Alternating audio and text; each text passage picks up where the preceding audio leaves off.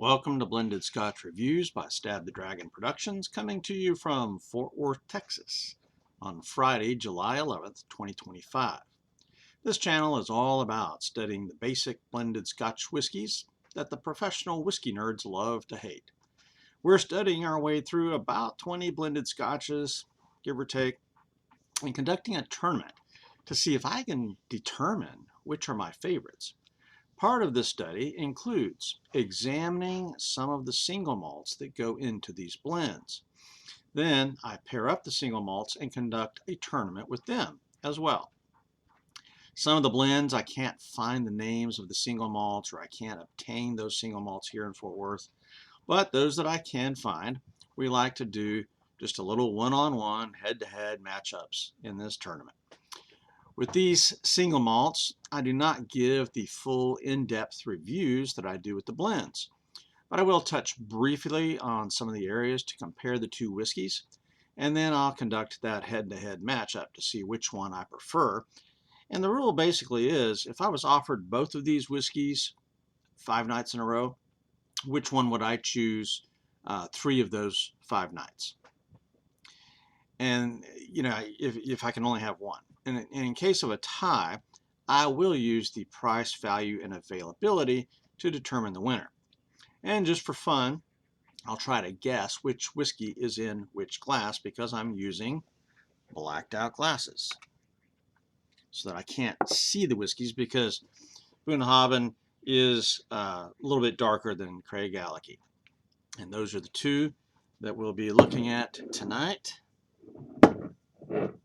Bunnahabain12, actually I think it's pronounced with a V, Bunnahabain, and then Craigellachie. One's a 12-year, one's a 13-year. So first, a little history. The Bunnahabain12, the distillery was founded in 1881 by William Robertson of Glasgow at Port Askeig, Islay. And it's owned by the Distill Group Limited, a South African firm and a subsidiary of Heineken. For decades, the distillery was supplied only by ship. It was not until 1960 that a road was built to this remote distillery, the most remote on the island of Islay. The name Bunnahabain is Gaelic for the mouth of the river. It is a major component for blends like Famous Grouse, Cutty Sark, and Black Bottle.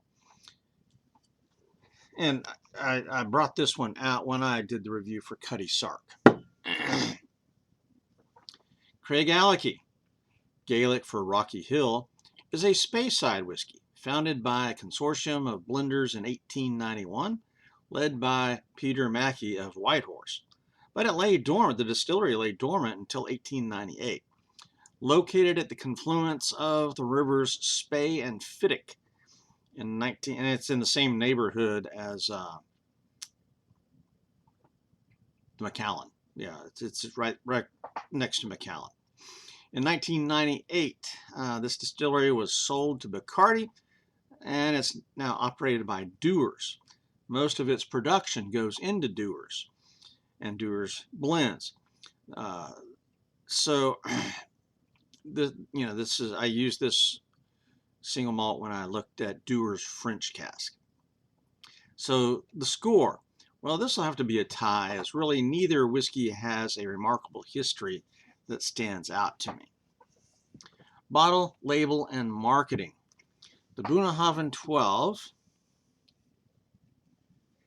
normally I like colored glass, but I'm not sure about this totally black bottle. This is not, I don't know if it's even translucent at all. I think it's just solid black. I can't really see anything through it.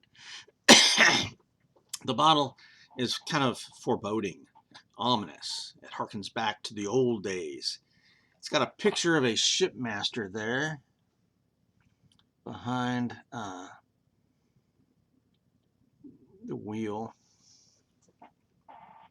It's got the date 1881 on a couple of places here on the bottle, here on the neck. And then also there's this little piece there. It's got 1881. I don't know if you can read that or not.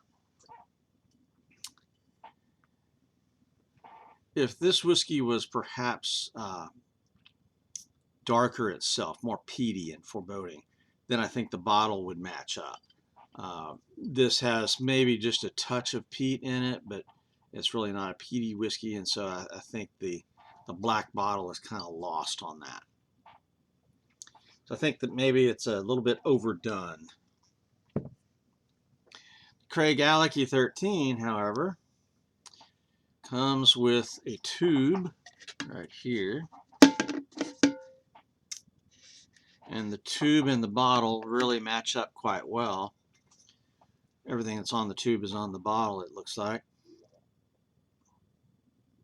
And it's decorated with the distillery drawn on there. So really, the whole font and the way this is in there with the shadow in the name, this looks old-fashioned, and it contributes to the aura of being old. And on the bottle, it says old-fashioned in 1881. There you go. The label on the bottle also mentions in detail that they use worm tubs, and that's a particularly old-fashioned way of cooling the whiskey and condensing the evaporated whiskey. So it's got some old-fashioned techniques there, and both whiskeys, both of these brands are used in the making of blends primarily. But the single malts of Bunnahabain I do see mentioned more often in the whiskey community than Craigellachie. Now the appearance, you can't really see the appearance in these bottles because the Bunnahabain is blacked out and my glasses are blacked out. But the appearance is the Bunnahabain is a shade darker. And it's interesting that the bottle says right here, natural color. And so there's no coloring added, and yet it's darker than the Craigellachie. And the Craigellachie is 13 years, and the Bunnahabain is 12. So I find that kind of interesting. Just personal preference, I tend to prefer darker whiskeys. So Bunnahabain wins that one. And so Craigellachie won the bottle label. But the marketing kind of goes to the Bunnahabain because I see it mentioned more. Composition, Bunnahabain gets its water from an underground stream, a spring in the Margadale Hills on Islay. And they say that the water is unusually hard. They get their malt, they don't have a malting floor there, so they get their malt from Port Ellen and use only a touch of peat that gives it kind of a maritime flavor. Craigellachie uses some softer water from a spring in the area. And this is a Speyside, and yet they apparently use a little bit of peat more than most Speyside whiskeys do. So for composition, I give the advantage to Bunnahabain. Again, I tend to prefer maritime flavors, and maybe it's that hard water, maybe it, who knows, but for composition, I'm going to give it to Bunnahabain. And nosing the whiskeys, Bunnahabain won that right away. It had a richer flavor, got a little bit of that maritime flavor on the nose, and Craigellachie didn't have much of a nose at all. The palate, Bunnahabain had the rich flavors, the maritime peat flavor that I love, and so it was the winner of the palate when I was doing these reviews. Mouthfeel, burn, and finish. Again, Bunnahabain for the win. They both have about equal mouthfeels and burns, but the finish on the Bunnahabain lasted longer. The maritime flavor lingered more. Neat or mixer, again, at the price points of these whiskeys, I would only drink them neat. Anything that goes over $40, I'm really not interested in doing a cocktail with. And that's just me personally. I know there's people who would not hesitate to put a $70 whiskey in with a cocktail, and that's good for you. I just don't really want to do that. So I would just say, you know, these are good and neat. Maybe some ice, because these are both. The Craigellachie is 92 proof, and the Bunnahabain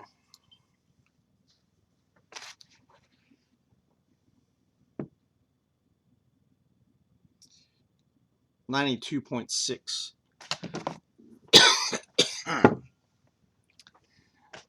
Price, value, and availability, though. Bunnahabain $62.99 at Total Wine is where I got this. It wasn't available anywhere else. Craigellachie was $53.99 at Total Wine. And Goody Goody didn't have the Bunnahabain, but it did have Craigellachie for $63.59. And Specs didn't have the Bunnahabain, but they had Craigellachie for $56.83. So Craigellachie is available at all three of the major stores I shop, whereas Bunnahabain's only available at one. So I would give the price, value, and availability to Craigellachie, and that would come into play if there's a tie here. All right, on to the contest. Bunnahabain is in glass number 1. Craigellachie is in glass number 2. I have mixed these whiskeys up, so I do not know which is in which glass. And I will start by nosing the one on my left.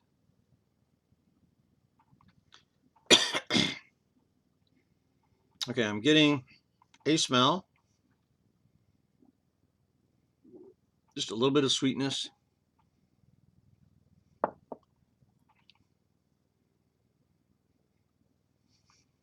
Maybe some honey. A little bit of a floral note, maybe. One on my right.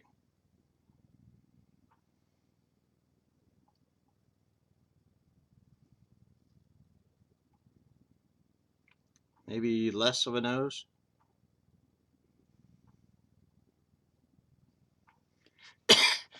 My nose is terrible for this, as far as the smelling of whiskeys, but I'm going to say whichever one is on the left won that, but not by much. So, and there's no way I could identify which is which by the nose. So let's move on to taste. So I will taste the one on the right, which I think may have had the weaker nose.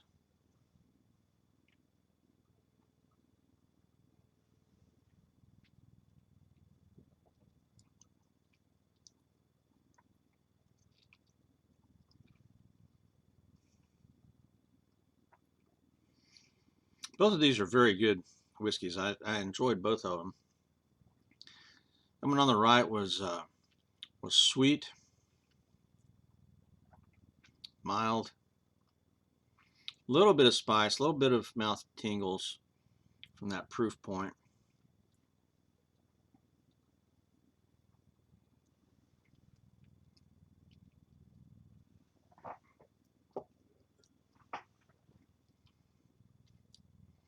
If I had to guess, after just one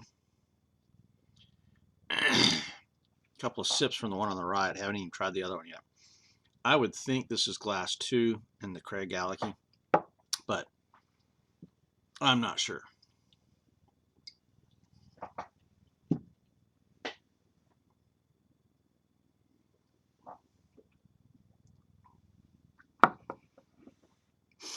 Okay, the one on the left, which had the stronger nose,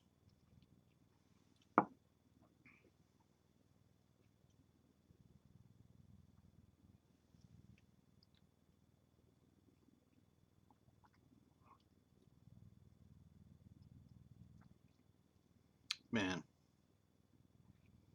this is going to be tough. Far tougher than I thought. This is why you do blind tastings. to me, when I did them individually, Bunnahabain kind of stood out. This may be glass one because I'm getting a longer finish, and the Bunnahabain had the longer finish. Getting just a little bit of a maritime flavor, maybe.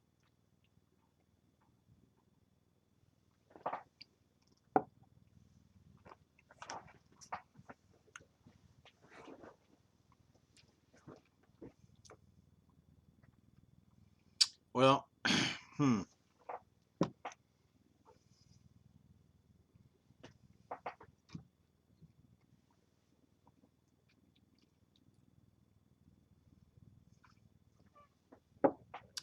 Go back to the one on the right.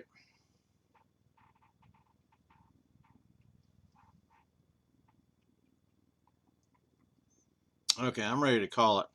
The one on the left is the winner, and I think it's glass number one, Bunnahabain. And it is. There you go. Glass number two, Craigellachie.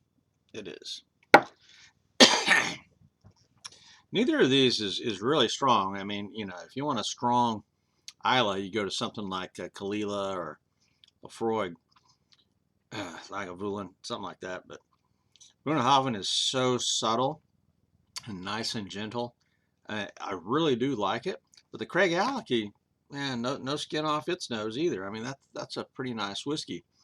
But tonight, on this test, the Bunnahabain won. It had the better finish for sure. The taste, the palate, I got a little bit of the that maritime peat flavor going on, just a little bit. So yeah, Bunnahabain for the win. And I got which is which correct, which doesn't always happen. I mean, I couldn't tell you the number of times I've probably half the time I guess wrong. So Bunnahabain12 may actually now be my favorite single malt of all time. I'm not sure. I really do like peated whiskeys.